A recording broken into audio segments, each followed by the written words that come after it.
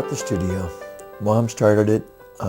She was a 14-year-old girl, and she had danced all her life.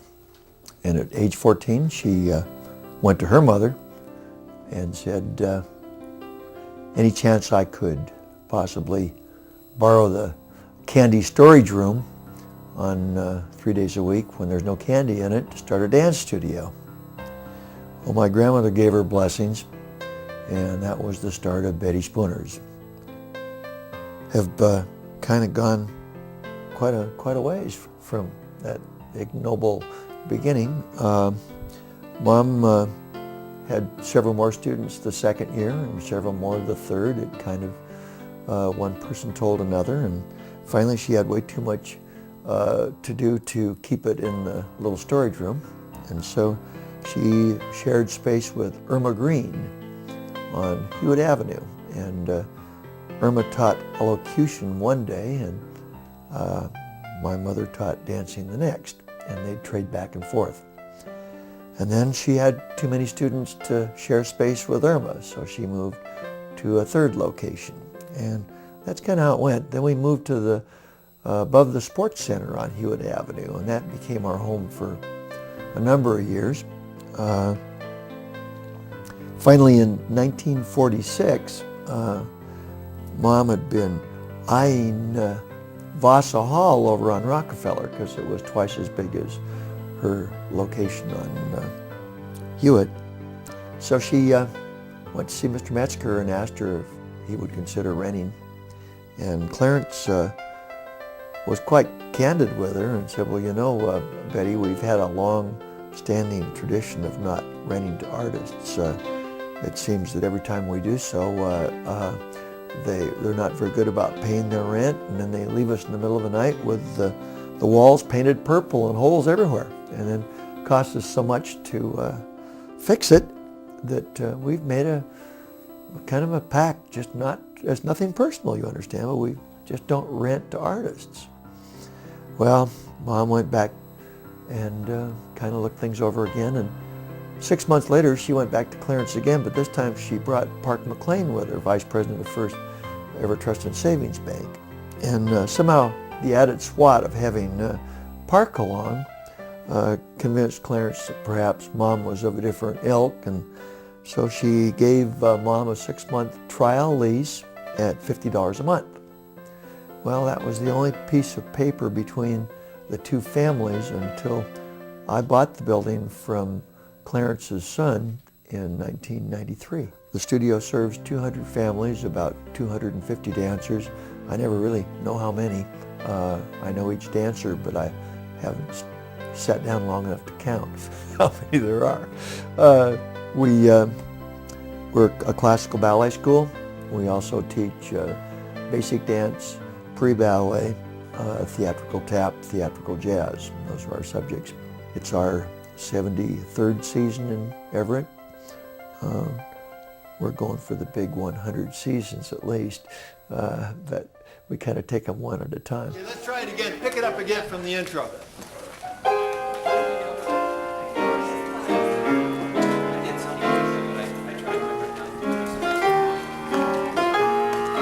Now you go. 1, 2, and 3, 4, 5, 6, 7. I go the other way. Back essence, and you go.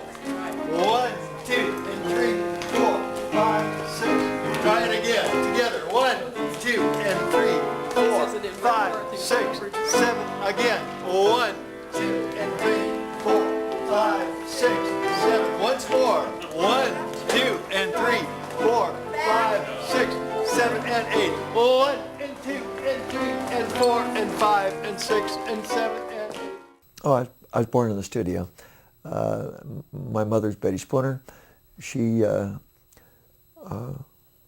of course, if you're the dancing teacher's son, you dance. I mean, you have any options, you know. You can go to your baseball plant after you've had your ballet lesson. I mean, you know, you always have to do your dancing first. So I was born and raised in the studio. Here's my choreography. Watch, and I'll show you.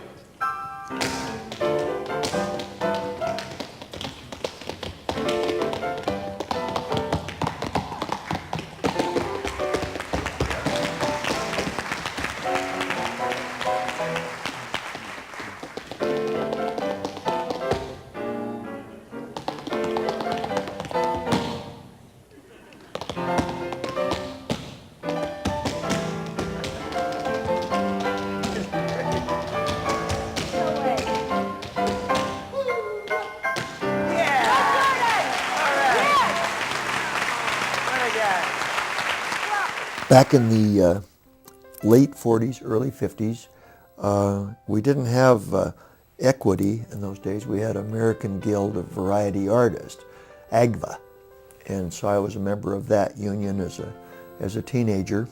I started working away from the school at about age 16. I'd do one-night stands. I had a little act called Tops and Taps, in which I did a comedy and variety dance act. I was always busy entertaining at Everett High School, where I went to school.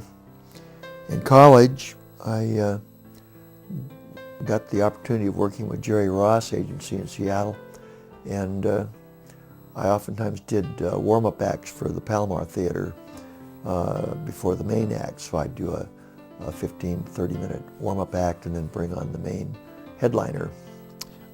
People like George Gobel, the Mills Brothers, Tennessee Ernie Ford. Did that while I was at the University of Washington, and then I was drafted into the service. It was mandatory at that time. And in the service I met a fellow by the name of Bob Fitch in Fort Hood, Texas. And the two of us decided we didn't like Fort Hood, Texas that much, so we created a comedy act and went through a series of dance competition eliminations and ended up in a Pentagon show that traveled for 18 months.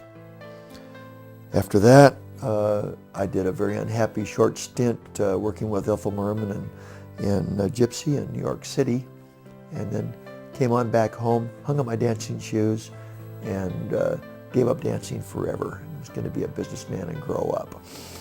So I did that first as an outside food salesman for S&W Fine Foods, and then I owned a baby furniture company in Hawaii, and then part of a national marble company in Hawaii, and then went broke. And then I started over again, this time with Ed Watson at Smith Corona Marchant in Honolulu, and became the nation's #1 typewriter salesman for S&W, Smith Corona Marchant rather. And at that point, Mom died. And so I left my job for just 2 weeks to go home and bury Mom and sort out the studio mess, and did one final show for her as a tribute to her.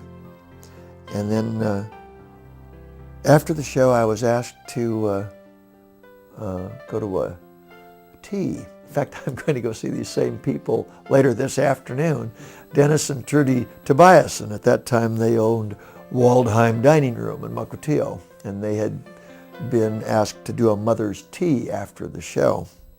Well, at this tea in 1967, the parents asked me if I would consider staying and keeping the studio alive. And I was quite candid. I said, absolutely no way. I looked at Mom's books. She was totally broke. She was borrowing a car. She had no health insurance, life insurance. She was hand to mouth. The studio's broke. 80 students cannot support me in the manner of which I would like to be accustomed. And so I'm heading back to my job in Honolulu and my retirement and my benefit and my fancy little place on Waikiki. So I got back in a 6B, one of the old 4-prop planes, and we started back for Hawaii, but it was a long trip in those days. And all the way home I kept thinking about how much fun I'd had working with children. And then when I got back to Honolulu, I had a few chores ahead of me. I had to sort out some broken typewriters, and I had to sort out this chief in the Navy who was unhappy with the way some of the machines were working. And the more I got to look at it, the more I got thinking, maybe dance teaching is what I have to do for a living. So I ended up coming back and taking over the studio, and been there ever since, 31 years.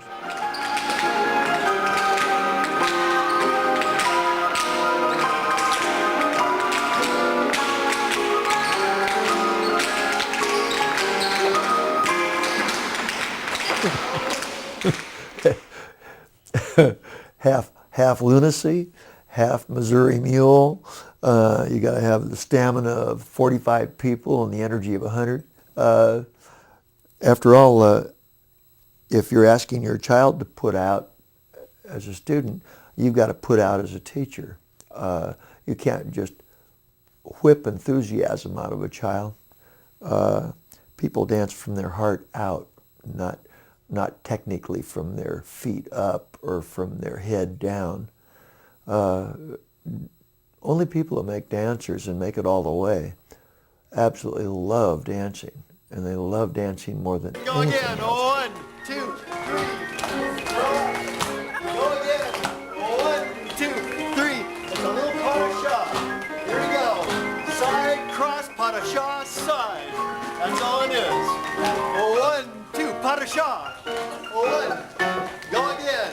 1, 2, pas de chat. Pas de bourrée. Pas de bourrée. 1, 2, pas de chat. Pas de bourrée. Pas de bourrée. 1, 2, pas de chat. 1. I tend to take a child in at age 4 and then sort of live with them till they graduate from high school.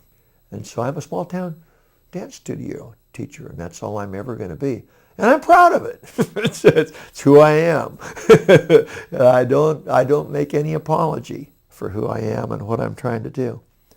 I've been very fortunate to have wonderful, wonderful, wonderful children to dance with.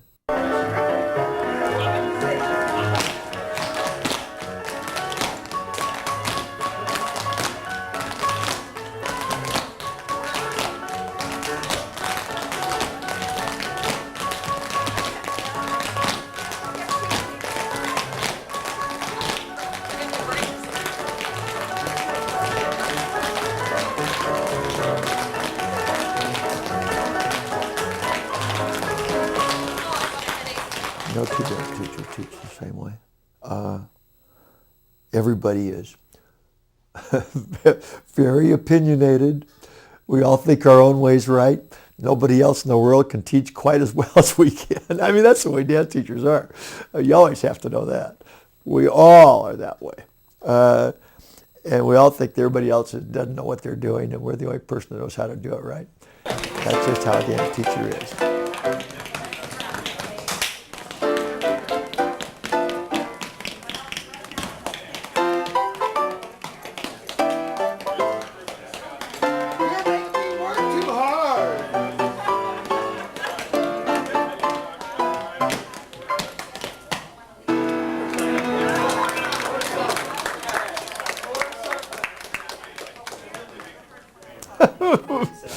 Well, I don't know. You know, this is not a requiem. I'm not done yet. Okay. So my motto is keep on cooking. You know, let's not go sitting on your. My grandmother O'Malley had a very famous quote, and she always was very clear to remind you. He said, there's absolutely nothing deader than yesterday's success. What's going to happen tomorrow? That's what's important.